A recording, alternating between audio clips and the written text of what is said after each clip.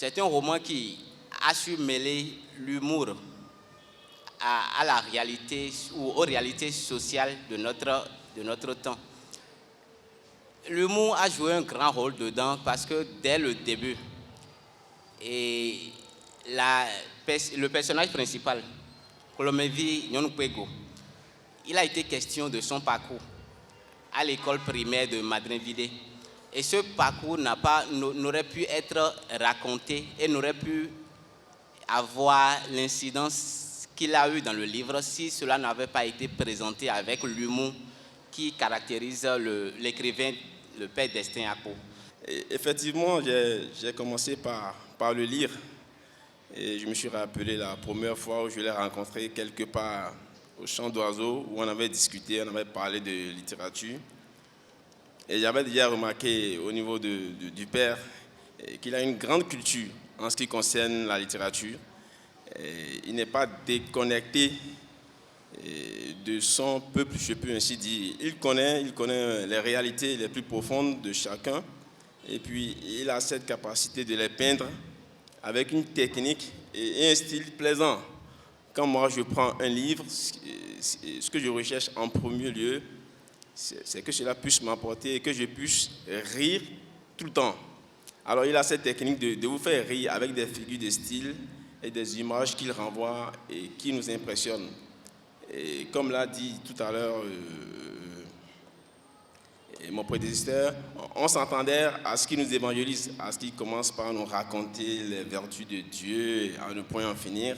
Mais on est surpris de voir qu'il n'est rien de tout ça et tout le monde se retrouve.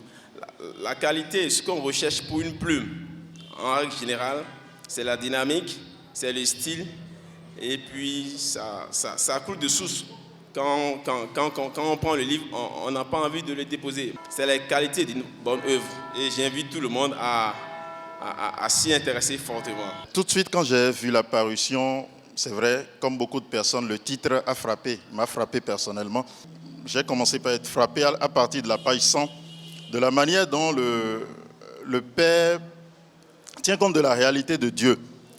À aucun moment, parce que en quelque sorte, je traquais, je m'attendais à ce qu'il évangélise, ou que ce soit un peu comme, excusez le thème, un donneur de leçons, mais il a eu ce mérite de ne pas du tout avoir fait afficher ce côté donneur de leçons, du tout pas. Mais à travers les personnages, c'est vrai, son point de vue paraît clairement, mais on se rend compte en quelque sorte qu'il essaie de nous mettre face à la réalité de Dieu. Que nous soyons croyants ou athées, si je peux me permettre, nous nous rendons à l'évidence qu'il y a une certaine réalité de la présence d'un être suprême. C'est ce qu'il dit aisément en disant, bon, Dieu n'est pas con. Dieu n'est pas con en nous créant libre et intelligent. Et puis, c'est la première chose qui m'a frappé. Après l'onomastique, on n'en dira jamais assez, la majorité des personnages, moi, je me suis retrouvé dedans. Bon, c'est un style auquel je m'essaie aussi. Et je me suis rendu compte que l'auteur a associé sincèrement culture et quotidien. Quand je dis quotidien, c'est le vécu de tout jeune. Dans la présentation tout à l'heure, il était dit, quand un jeune, même s'il n'aime pas la lecture, commence à partir de la première page, il se rend compte aisément qu'il a envie de continuer. Et c'est un mérite, c'est pas acquis, c'est un mérite.